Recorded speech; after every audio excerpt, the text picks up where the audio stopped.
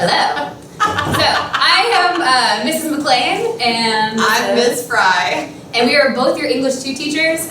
So normally we'd be reading this play out loud with all of you every day, but we can't do that. So we're going to read it together. So you'll see that in front of us we've got name cards for the character that we're currently going to be playing. There's only 2 of us for the moment. We might add in a third in a little bit.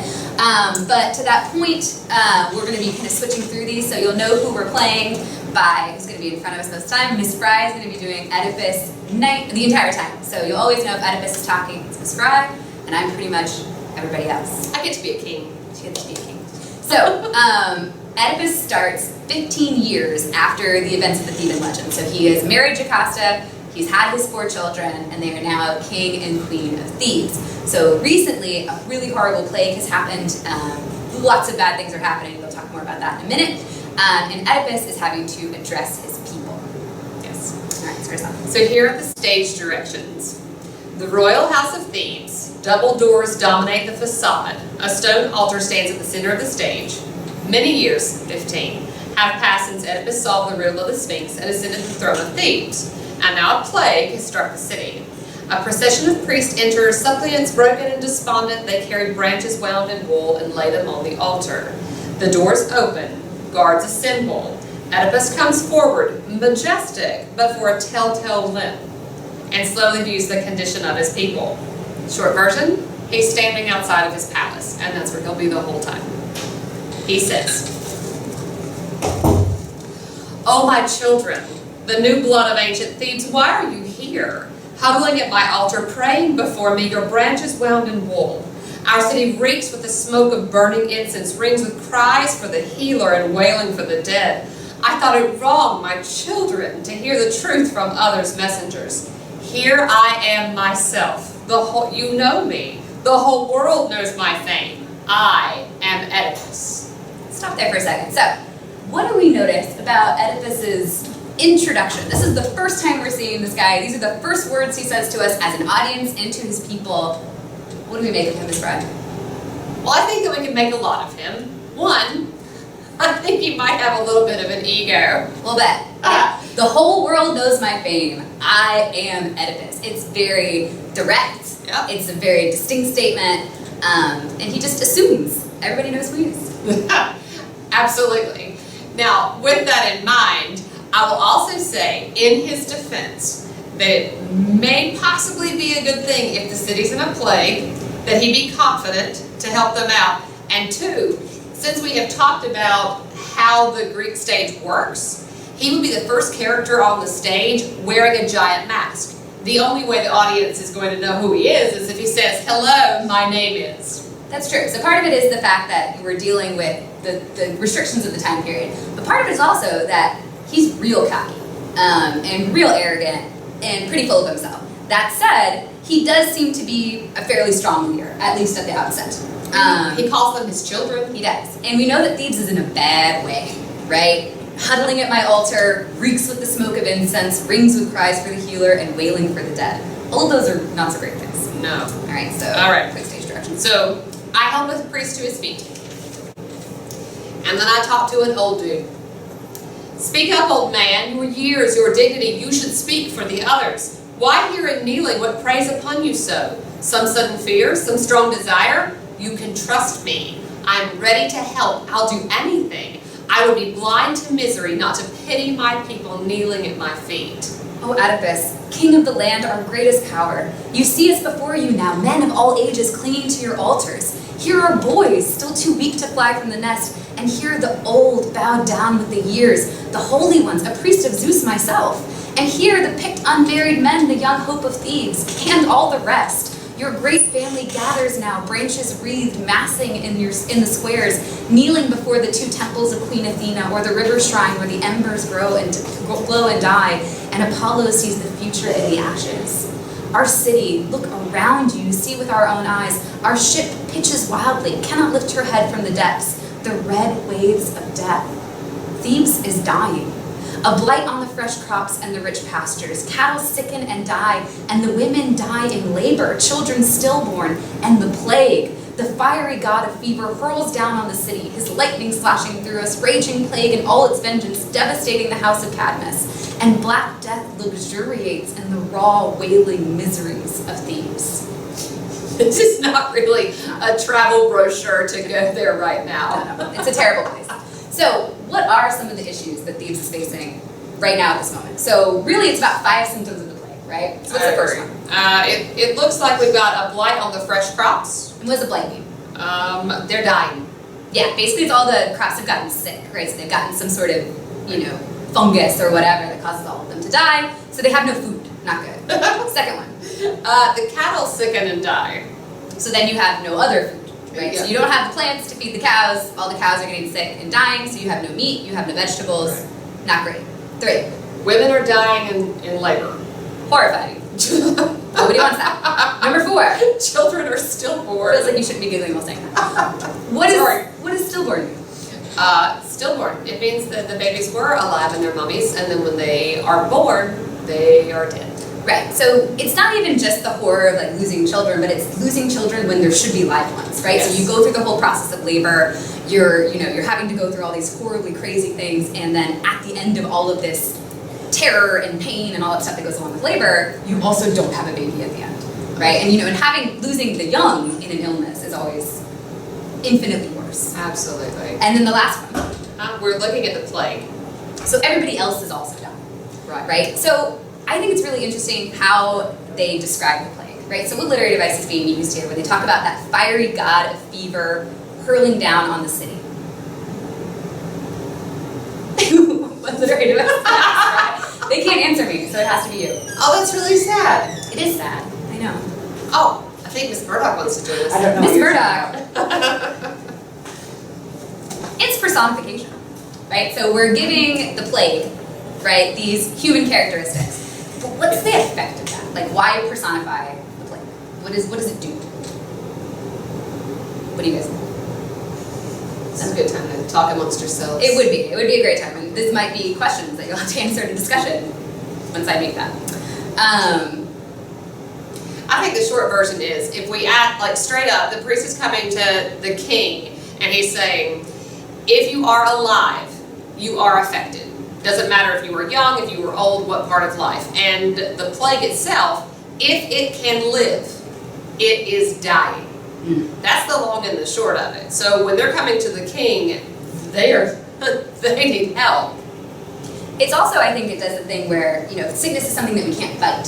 So all of a sudden, by personifying it, by making it this antagonist, this thing that's actively chasing them and trying to kill them, as opposed to like an illness that just happens to get you, right? The viruses don't hate you, they just get you. That's one of those fun things we'll learn with COVID. So instead, right, they make it this thing that is actively hunting them, which makes it, 1, a lot more scary, but 2, it also makes it something that they could fight.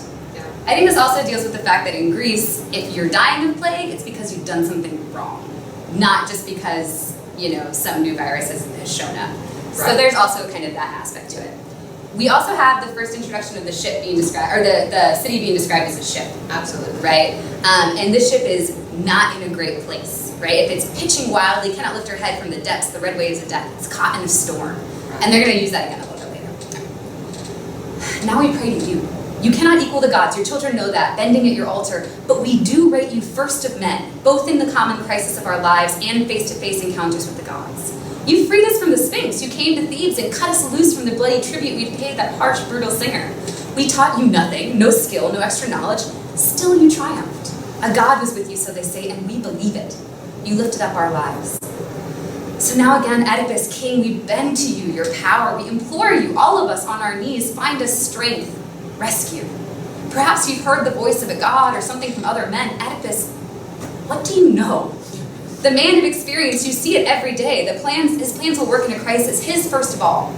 Act now, we beg you, best of men. Raise up our city. Act, defend yourself, your former glory. Your country calls you savior now for your zeal, your action years ago. Never let us remember of your reign. You helped us stand only to fall once more. Oh, rise up our city, set us out on our feet. The omens were good that day, you brought us joy. Be the same man today. So we have to stop there for a second. Absolutely. So, dramatic irony, right? Dramatic irony is where the characters... I know something you don't know. Correct. The audience knows something that we don't know. So right now, when he talks about the omens were good that day you brought us joy, bring the same man today, is one of those great examples of dramatic irony. It was a great day because they were saved from the Sphinx, they got a king, and they think everything is great. Why is it not such a great day, Ms. Brad? Well, if we go back to the Theban legend that we have talked about so much, the day that Oedipus became king is also the day that he fulfilled his prophecy, which is not a positive situation. No. It combines patricide, the murder of your father, and incest, both things that the gods don't really like. Might be a factor in what's happening here. Maybe so. I do like the fact, though, that when the priest comes to the king and he's asking him for help, he does exactly what you do to your parents when you ask for a favor. Before you ask for a favor, you want to fluff them up. You got to butter it up. Mom, your hair looks so nice today. Is that a new outfit? You are so pretty. And then you ask for the favor. He does the same thing. He says, we know you're not a god, but you're close. Like God. You're as close as we've got. He fluffs him. And then he fluffs that ego because every president, every general, every leader always has the same thought when they're in power. And that thought is, how will I be remembered? And he says, don't let people say you saved us and then we all died. He said, let people say you saved us and then you did it again. And then everything's great. Absolutely. Okay. Rule our land, you know you have the power, but rule a land of the living, not a wasteland. Ship and towered city are nothing, stripped of men alive within it, living all as one. All right, now let's see if he was aware of what was going on. My children, I pity you. I see, how could I fail to see what longings bring you here? Well, I know you are sick to death, all of you. But sick as you are, not one is as sick as I. Your pain strikes each of you alone, each in the confines of himself, no other. But my spirit grieves for the city, for myself, and all of you. So this is kind of a weird thing. He's basically saying, like, yeah, you're all sick and dying of the plague, but I'm sicker than all of you. That doesn't seem like a very nice thing to say in this ride. It doesn't, but it does sound incredibly political. Accurate. I feel your pain. All of your pain. Yeah. Everybody's. And that's what he's saying there basically is like, when you're sick, you just feel your sickness, maybe the sickness of your family. When my city is sick, I feel the sickness of everybody in the entire city because you guys are my responsibility. So it sounds like a kind of a crappy thing to say to people, Yeah. but in reality, what does it tell us about Oedipus kind of as a king? It means that he cares. It also has that element when he said my children at the beginning. A parent often will feel the sickness of his or her children. Yeah. He could also be like feeling their pain like that. Yeah, absolutely. I wasn't asleep dreaming. You haven't wakened me. I have wept through the nights. You must know that. Groping, laboring over many paths of thought, after a painful search, I found one cure. I acted at once. I sent Creon, my wife's own brother, to Delphi, Apollo the prophet's oracle, to learn what I might do or say to save our city. Well, today's the day. When I count the days gone by, it torments me. What is he doing? Strange he's late, he's gone too long. But once he returns, then I'll be a traitor if I do not do all the God makes clear. Timely words. The men over there are signaling Creon's just arriving. Yay! Okay, stage direction. Citing Creon, then turning to the altar. Lord Apollo, let him come with a lucky word of rescue shining like his eyes. Welcome news, I think. He's crowned, look, and the laurel wreath is bright with berries. We'll soon see. He's close enough to hear. Enter Creon from the side. His face is shaded with a reed. Ms. McLean and I had this conversation earlier. Stage directions can be very important. When Oedipus entered the stage, he was described as being majestic, except for that telltale limp that you might remember from the Theban legend. When Creon comes onto the stage, it's different. One, he's late. If he went for news and he's coming back and he's late, it may tell you that he has bad news. Two, when he comes onto the stage, his face is shaded. If his face is shaded and he's not just like full out going, this could also signal some kind of bad news. Creon, Prince, my kinsman, what do you bring us? What message from the god? Good news. I tell you, even the hardest things to bear, if they should turn out well, all would be well. Of course. But what were the God's words? There's no hope and nothing to fear in what you've said so far. If you want my report in the presence of these people. He points to the priest while drawing Oedipus toward the palace. I'm ready now, or we might go inside. Speak out. Speak to us all. I grieve for these, my people, far more than I fear for my own life. So Creon is going to be giving this information to everybody all at once, because like we said, it's not just Oedipus and a priest out here, it's Oedipus, a priest, and all of the broken suppliants that have been massing in front of his palace. So it's a lot of people. Yeah. Very well, I will tell you what I heard from the god. Apollo commands us, he was quite clear. Drive the corruption from the land, don't harbor it any longer past all cure, don't nurse it in your soil, root it out. Okay. How can we cleanse ourselves? What rights? What's the source of the trouble? Banish the man or pay back blood with blood. Murder sets the plague storm on the city. We have an answer. Whose murder? Whose fate does Apollo bring to light? Our leader, my lord, was once a man named Laius before you came and put us straight on course. I know. Or so I've heard. I never saw the man myself. We're going to stop there again. So, once again, dramatic irony. Lots and lots and lots of dramatic irony. So who is Laius again? Well, if we remember from the Theban legend, Laius was the former king of Thebes, who happens to also be Oedipus' daddy. my biological daddy. It's true. And Creon. How's Oedipus related to Creon again?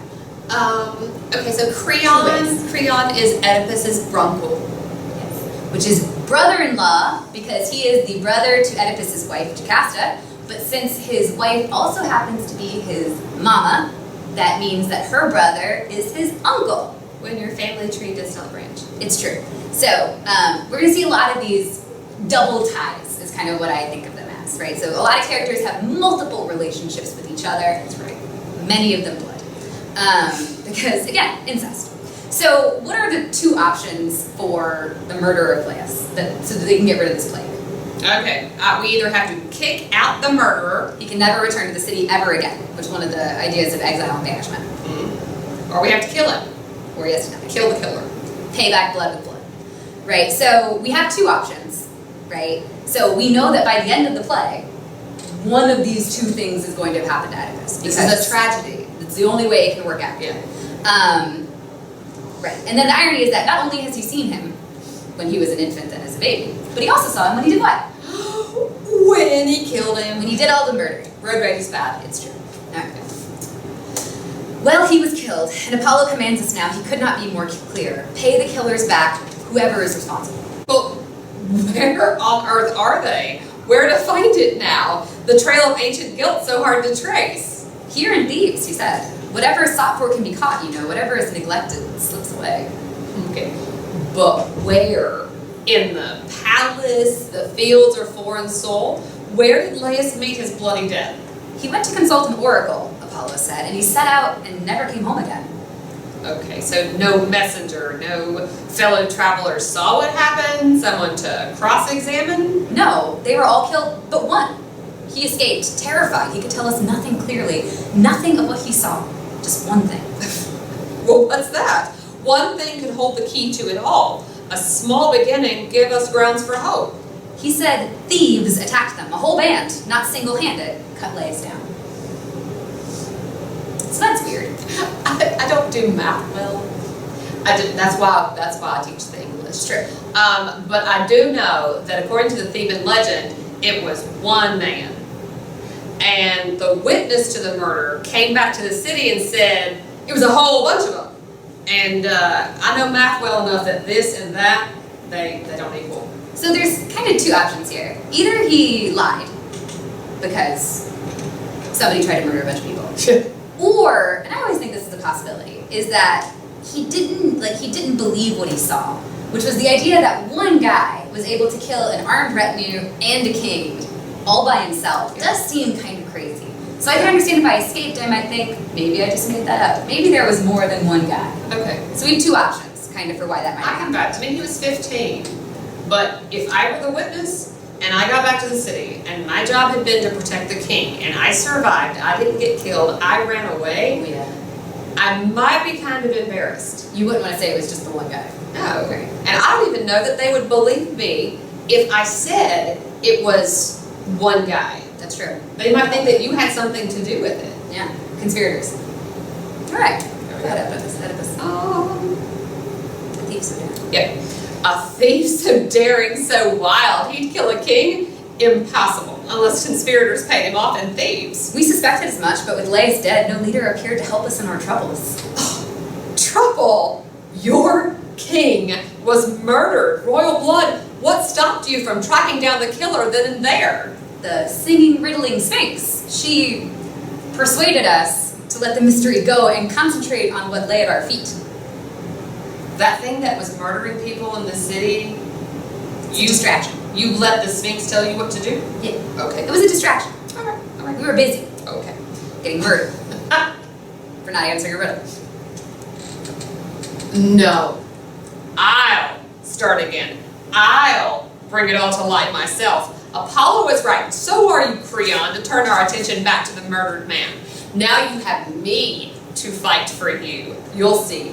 I am the land's avenger by all rights, and Apollo's champion too. But not to assist some distant kinsman, no. For my own sake, I'll rid us of this corruption.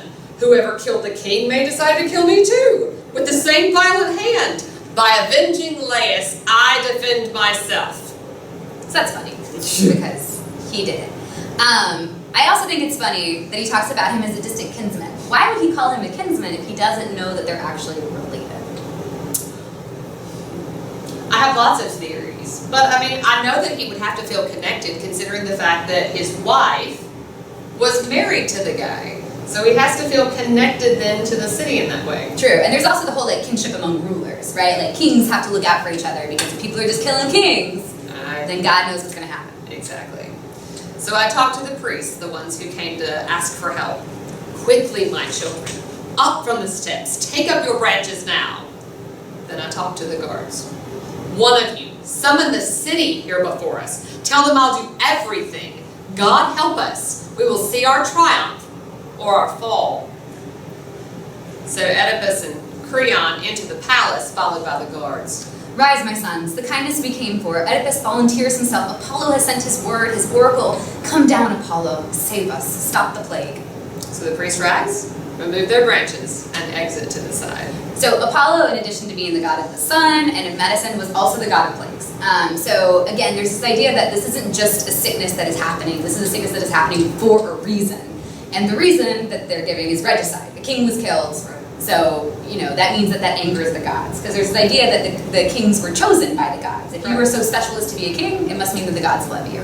So to go against what the gods wanted was something that would be punished. But there's also, again, the patricide and incest that also the gods don't love. No, they actually had a lot of incest themselves, but that's besides the point. Humans can't do it. So then there's a chorus part, which we're going to skip. So the chorus is basically, would have been a group of 5 to 6 people who all talked in concert, right? And they were all wearing the same mask, and they were basically supposed to stand in for the people of Thebes. Yeah. They know exactly how to respond. Correct. Should they be happy? Should they be sad? Should they be nauseated? They'll tell you. And it basically gives you a feel for the temperature of the rest of the city. So the strophe that we're skipping is basically shows us how depressed, anxiety-ridden, fearful the chorus is. It's all about death. It's all about the horrible things that are happening. But the one bright spot is that there's Oedipus, and maybe he'll save them.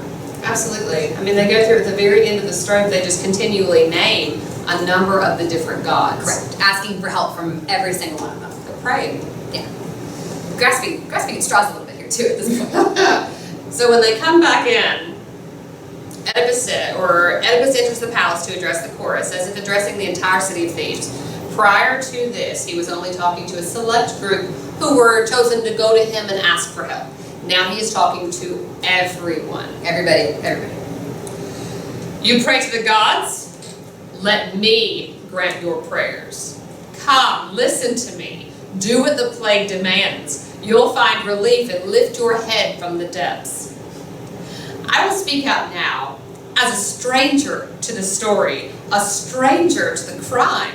If I'd been present then, there would have been no mystery, no long hunt without a clue in hand.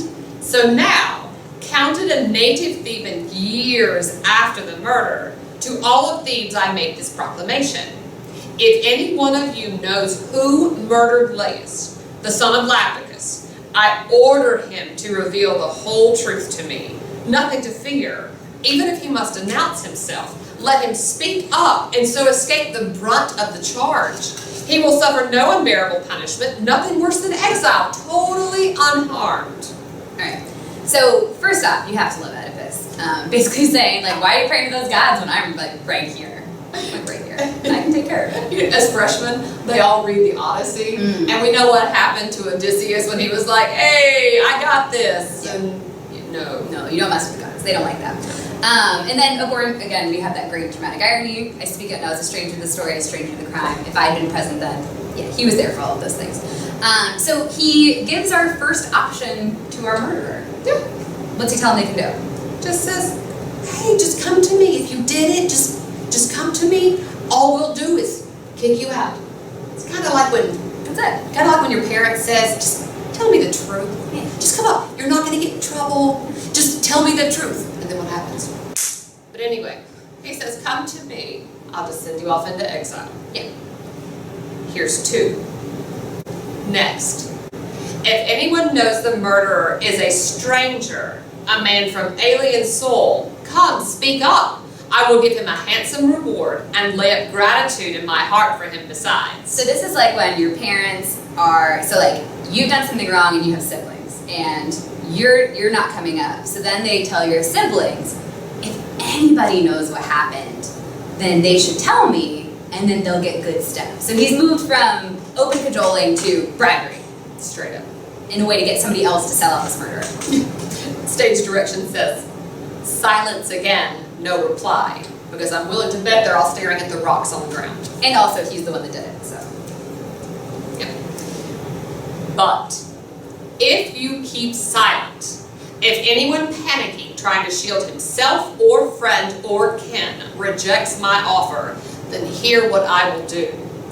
I order you, every citizen of the state where I hold throne and power, banish this man, whoever he may be. Never shelter him, never speak a word to him, never make him partner to your prayers your victims burn to the gods. Never let the holy water touch his hands. Drive him out, each of you, from every home.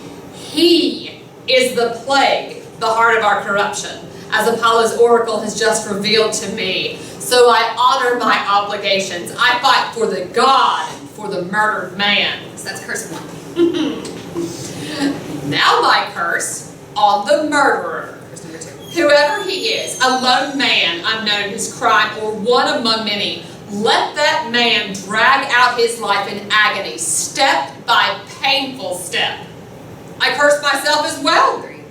If by any chance he proves to be an intimate of our house, here at my hearth with my full knowledge, may the curse I just called down on him strike me. Just kind of like doubling the curses. So it's like 6 at this point. These are your orders. Perform them to the last. I command you for my sake, for Apollo's, for this country, blasted root and branch by the angry heavens. Even if God had never urged you on to act, how could you leave the crime uncleansed so long? A man so noble, your king, brought down in blood, you should have searched. But I am the king now. I hold the throne that he held then. Possess his bed, and a wife who shares our seed. Why, our seed might be the same. Children born of the same mother might have created blood bonds between us if his hope of offspring had not met disaster. So let's stop there for a second. Miss Fry, what's seed? You are a mean person. Somebody had to ask. In this particular case, I usually make students answer this. Do It's you? fun to watch them blush. You definitely would. Yeah. So let's refer back to 9th grade health and PE when we go into the reproduction stage. Now, granted, we don't use the word seed anymore. It's more of a archaic usage. I think so, yes. But it's semen. Yeah. So he shares semen with the old king's wife. We're going to be on YouTube. Yeah. It's going to be good. Yes, super gross. So he's like, and his kids might be related. They are related. Because because Laius is his children's granddad. Yeah. Yeah, that's right, Grandpapa Laius. So let's talk a little bit about these curses. So right now we have exile, but it's exile like times 10. Right, so this is true banishment. It's like the person doesn't even exist anymore. Exactly. There's no cell phones. You don't get to text them when they leave. Exactly. And the idea that they can't be like kind of roped into the holy rites as well is huge, right? Having to offer sacrifice on your own, which was the main way that the priests would give offerings to the gods, was by burning fat bones of the oxen that they had killed. Right. So it's difficult to get your own oxen, right? So the ability for you to be able to offer sacrifice by yourself is very difficult. So they would have a hard time. Absolutely. So now that we've talked about seed, we can talk about some of the specific curses that he placed. I always find it interesting that Oedipus specifically says, let that man drag out his life in agony, step by painful step. That seems like something I wouldn't say. However, he has lived his entire life with a limp, so he knows how painful that is constantly. And so that is a curse that he wants to send out. It's like the worst thing he can think of to put on somebody else. Yeah. To walk in his shoes kind of thing. Yeah, literally. That was accidental. So two things. So one is that these curses aren't just like Oedipus rambling. So in kind of this idea and in this tradition, curses were a thing that like would come true if you put them on somebody. So all this stuff that Oedipus is talking about is going to happen to the murderer of Laius. And as we know, the murderer of Laius is Oedipus. So I think this is a really interesting look into his personality, right? Because he's impetuous. He doesn't think before he says anything. He just acts. And it's this action that is bringing all of this not so great stuff on himself, right? He didn't think before he killed Laius. Nope. He didn't think before he defeated the Sphinx. He didn't think before he married Jocasta. He just does. And it's worked out for him so far. That he knows. But like, it's this kind of thing where I think that kind of brash and impetuous stuff doesn't. Absolutely. So Oedipus continues, and he says, but fate swooped at his head and cut him short. So I will fight for him as if he were my father. Stop at nothing. Search the world to lay my hands on the man who shed his blood, the son of Labdacus, descendant of Polydorus, Cadmus of old, and Agenor, founder of the line. Their power and mine are one. Oh, dear gods, my curse on those who disobey these orders. Let no crops grow out of the earth for them. Shrivel their women, kill their sons, burn them to nothing in this plague that hits us now, or something even worse. But you, loyal men of Thebes who approve my actions, may our champion justice, may all the gods be with us, fight beside us to the end. And so again, there's that impetuousness, because if he knew he was the murderer, he'd never say any of these things, right? He would punish himself, but not to this extent. But because he thinks there's no way that he's the murderer, because why would he be? Why would he have ever killed Laius? Then he just keeps piling all this crap on this person who happens to be himself. And now he's brought in his sons, his women, and everything else in the world are also going to suffer right along with him. Absolutely. And that ends up being very true. Not great things happen to Oedipus' sons. Not at all. In the grip of your curse, my king, I swear I am not the murderer. I cannot point him out. As for the search, Apollo pressed it on us. He should name the killer. Well, quite right. But to force the gods to act against their will, no man has the power. Then if I might mention the next best thing. Well, the third best too. Don't hold back, say it. I still believe Lord Tiresias sees with the eyes of Lord Apollo. Anyone searching for the truth, my king, might learn it from the prophet, clear as day. I've not been slow at that. On Creon's queue, I sent the escorts twice within the hour. I'm surprised he isn't here. So Tiresias is a blind prophet, which means he can see the future, right? And again, that was another thing that Apollo was in charge of, which was sun, medicine, plague, and prophecy. Absolutely. Lots of things. We need him. Without him, we have nothing but old, useless rumors. Which rumors? I'll search out every word. Laius was killed, they say, by certain travelers. I know, but no one can find the murderer. If the man has a trace of fear in him, he won't stay silent long, not with your curses ringing in his ears. He didn't flinch at murder.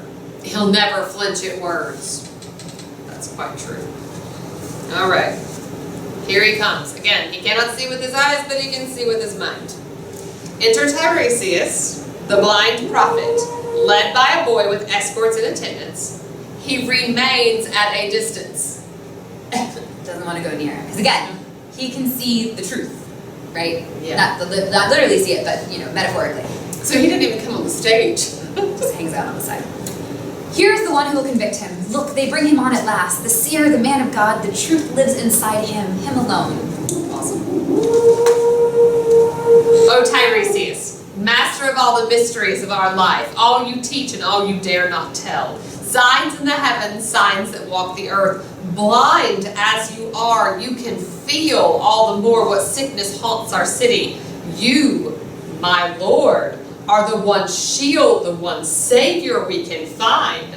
Right. So this is a very different Oedipus than the guy we've seen up to this point. What's different about how he addresses Tiresias versus how he's addressed everybody else? It's a whole lot of layers. I mean, the people talked to Oedipus and they fluffed his ego and they said, you're as close to a god as any man can get.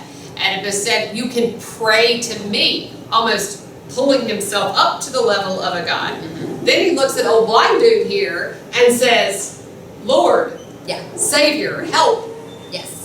Yeah. So we're seeing a humble Oedipus for the first time. Don't worry, it does not last long. We ask Apollo. Perhaps the messengers haven't told you. He sent his answer back. Relief from the plague can only come one way. Uncover the murderers of Laius. Put them to death or drive them into exile. So I beg you, grudge us nothing now. No voice, no message plucked from the birds, the embers, or the other mantic ways within your grasp. Rescue yourself. Your city, rescue me. Rescue everything infected by the dead. We're in your hands. For a man to help others with all his gifts and native strength, that is the noblest work. How terrible to see the truth when the truth is only pain to him who sees. I knew it well, but I put it from my mind, else I never would have come. What's this? Why so grim, so dire? Just send me home. You bear your burdens, I'll bear mine. It's better that way. Please believe me. Strange response. Unlawful, unfriendly too to the state that bred and reared you. You withhold the word of God. I fail to see that your own words are so well timed. I'd rather not have the same thing said of me. For the love of God, don't turn away, not if you know something. We beg you, all of us on our knees. So Oedipus starts with begging. None of you know, and I will never reveal my dreadful secrets, not to say your own. What? You know, and you won't tell? You're bent on betraying us? Destroying Thebes? He goes from begging to angry really fast. Well, I mean, think about it. Oedipus grew up as a spoiled prince. Yeah. Nobody ever told him no. And Tiresias, in the course of, like, the top of this page, has done it 3 times? Yeah, at least. I'd rather not cause pain for you or me, so why this useless interrogation? You'll get nothing from me. Nothing? You're scum of the earth? You didn't rage a heart of stone? You won't talk? Nothing moves you? Out with it, once and for all! So again, we're seeing how quickly he goes from, oh Lord Tiresias, save the city and save me, to you're scum. Straight up. Very quickly. You criticize my temper, unaware of the one you live with, you revile me. That's not nice. Who could restrain his anger hearing you? What outrage! You spurn the city! What will come, even if I shroud it all in silence. What will come? You're bound to tell me that! I will say no more. Do as you like, build your anger to whatever pitch you please, rage your worst. Oh, I'll let loose. I have such fury in me. Now I see it all. You helped hatch the plot. You did the work. Yes, short of killing him with your own hands and given eyes, I'd say you did the killing single-handed. So now Oedipus has accused one of the most powerful men in the entire city of murdering Laius. One that the rest of the population of the city, who are still there listening to all of this conversation, they've not gone home. Everyone's still here. They're listening to it and they trust him. And him. So it's complicated for the people of Thebes at this point. Absolutely. Is that so? I charge you then, submit to that decree you just laid down. From this day onward, speak to no one, not these citizens, not myself. You are the curse, the corruption of the land. You shameless! Aren't you appalled to start such a story? You think you can get away with this? So Tiresias flat out tells Oedipus, it's you. Ta-da! Apollo spoke, it's you. But at this point, Oedipus is so angry. Maybe if he opened with that, it would have been a little bit better. But at this point, he's so angry, and he's lashing out randomly, which again is something that he does, that he can't hear it, truly, at all. No. I have already. The truth with all its power lives inside me. Who primed you for this? Not your prophet's trade. You did. You forced me, twisted it out of me. What? Say it again. You understand it better. Didn't you understand just now, or are you tempting me to talk? No. I can't say I grasped your meaning. Out with it again. I say you are the murderer you hunt. That obscenity. Twice. By God, you'll pay. Shall I say more, so you can really rage? Much as you want. Your words are nothing. Futile. You cannot imagine. I tell you, you and your loved ones live together in infamy. You cannot see how far you've gone in guilt. It's so mean of him. I mean, Tiresias is spinning word circles around him, while Oedipus is trying to find out about the killer of the king, and Tiresias is talking about my wife, Mom. True. The other thing that so we've also seen how angry Oedipus has made Tiresias, right? Because at the beginning, he's cool, he's collected, he's handling these things. But now they're basically getting into this, like, peeing contest of, like, say it again. Bet you won't say it. Oh, I'll say it. I'll say it all day. Absolutely. So then, yeah, so they're just kind of fighting back and forth at this point. So Oedipus has managed to drag Tiresias down to his level, even though he's an ancient blind prophet. In front of the entire city. I mean, after a while, you can only take getting your ego pounded and questioned so much. And that's both of them. Yeah. Because they're both have big egos. Okay, yeah.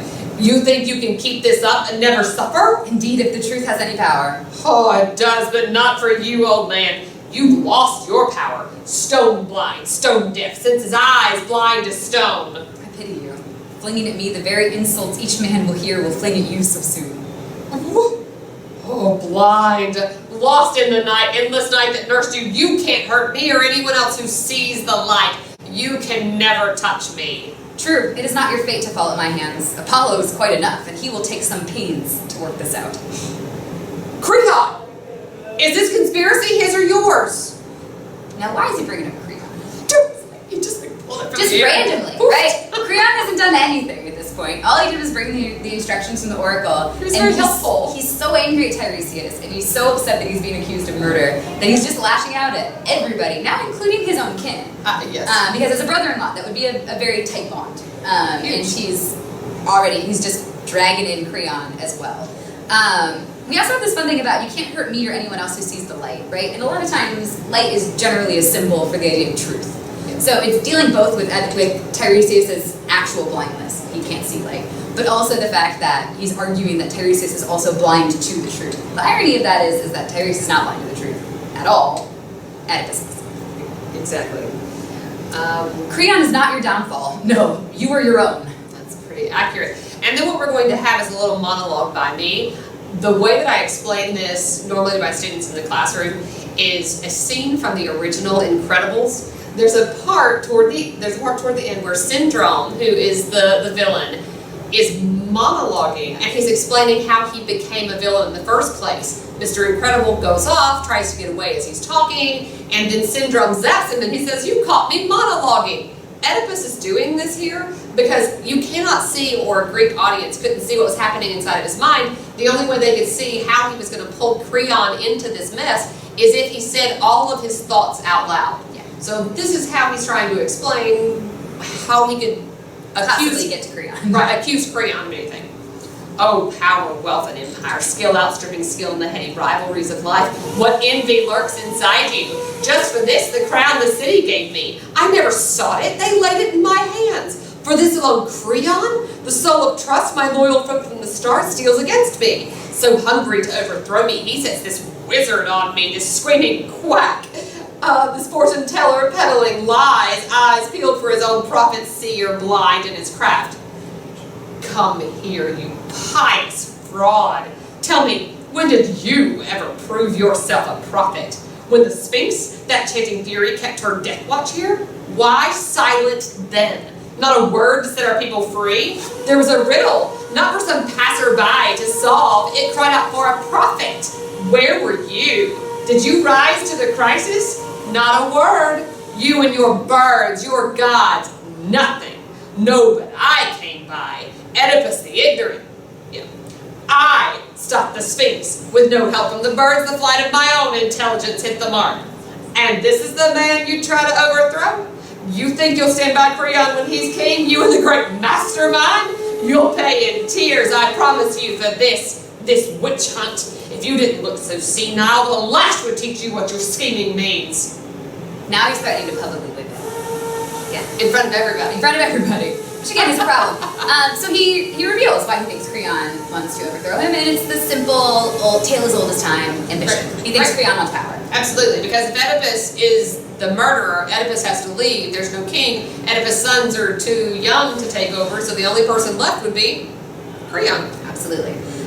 The other thing that he points out is the fact that Tiresias did not solve the Sphinx's riddle. No. Which is true, he probably could have, Yeah. he didn't. He let people keep dying. That's a legitimate question for Oedipus. So then for the rest of us, what it comes down to is fate. As a person who can see the future, Tiresias knows that Oedipus is fated to do these things, and he can't mess with it, because in Greek writings, you don't escape fate. No. You can try. Oedipus runs away from his home because he's trying to avoid his fate of killing his father and marrying his mother, and he ends up running directly into it. So the fact that, Tiresias lets him solve the riddle of the Sphinx, because if he doesn't solve the riddle of the Sphinx, he doesn't get to marry Jocasta, he doesn't become king, and all these things don't come to pass. Absolutely. So that's where we see again that Tiresias just knows a little bit more. Absolutely. And it's legitimate for Oedipus to question it, because Oedipus doesn't know any of these things that we're talking about. None at all. Again, dramatic irony.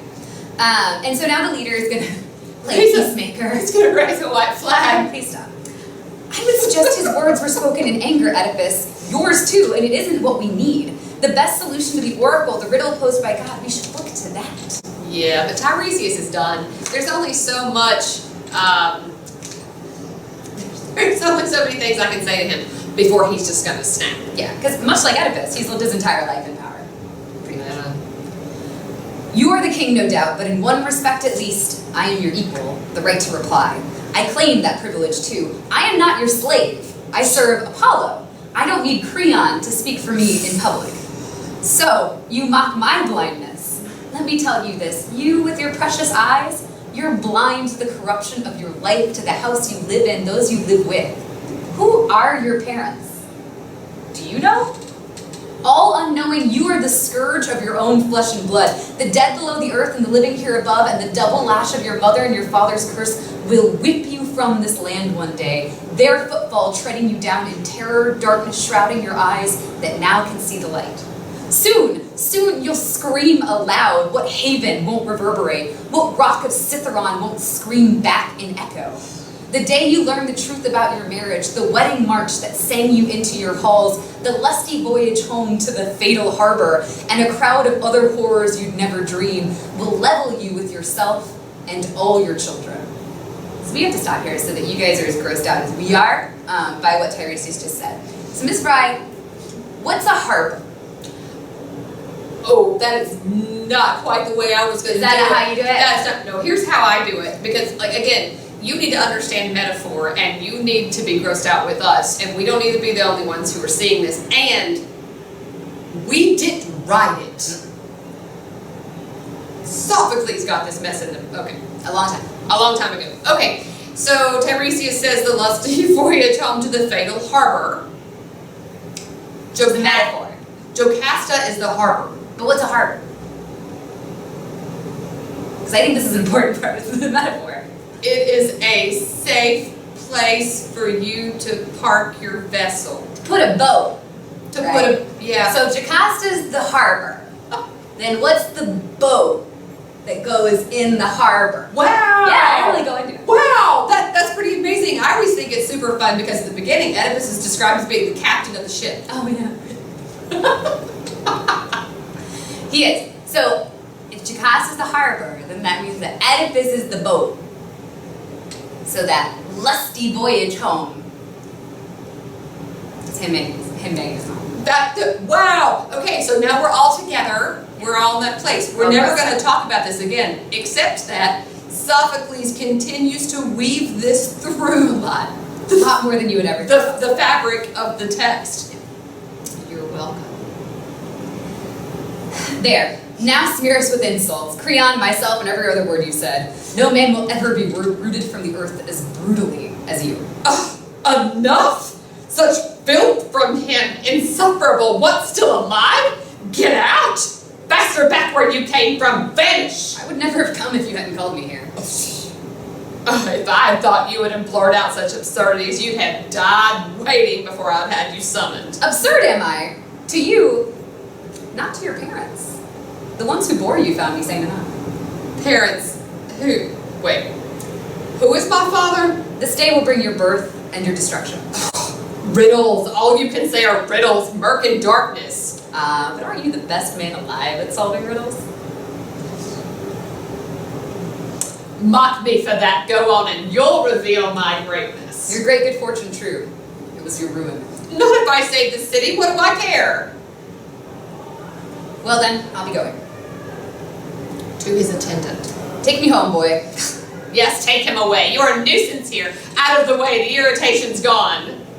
Now, stage directions say, turning his back on Tiresias, moving toward the palace. This is very much Tiresias's mic drop. Yeah. And Shout and step at Oedipus' back. the entire city is still listening to him. I will go once I have said what I came here to say.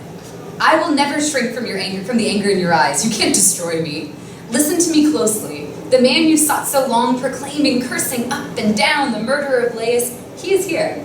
A stranger, you may think, who lives among you, he soon will be revealed a native Theban, but he will take no joy in the revelation. Blind who now has eyes, beggar who now is rich, he will grope his way toward a foreign soil, a stick tapping before him step by step. And now I enter the palace. So I heard all of that And then left. and then went inside. I don't hear the rest of this. The city does, though. So let's work through this little riddle here that Tiresias points out, okay? So, a stranger you may think who lives among you, he soon will be revealed a native Theban. So how is Oedipus going to be revealed as a native Theban? I'm pretty confident that when I was born, it was here. Right. Jocasta and Laius were the king and queen of Thebes. Oedipus was born in Thebes. But he will take no joy in the revelation because when he finds out who his actual parents were, he's going to feel real bad about it. Blind who now has eyes, beggar who now is rich, he will grope his way toward a foreign soil, a stick tapping before him step by step. So Tiresias kind of spoils everything for us here a little bit. But basically, Oedipus is going to lose everything. Absolutely. And it sounds like exile is going to be the end of this story. It sounds like it. Seems to be.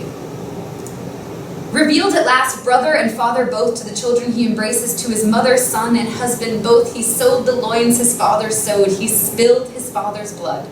Go in and reflect on that. Solve that. And if you find I've lied from this day onward, call the prophet blind. Tiresias and the boy exit to the side.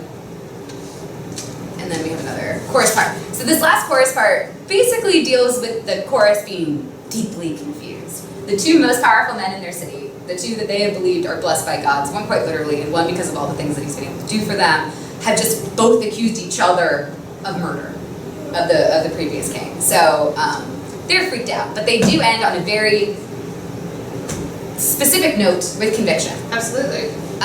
Never will I convict my king, never in my heart. So at this point in time, they choose Oedipus. Yeah. They believe that Oedipus is the one that's going to save them. Yeah, unless there's some kind of evidence, because they've never heard of anything that went down between his adopted father in Corinth and Laius back in Thebes. Absolutely. Okay. Right? There's no reason why he should. Yeah, so they're going to trust Oedipus for at the very least the time being.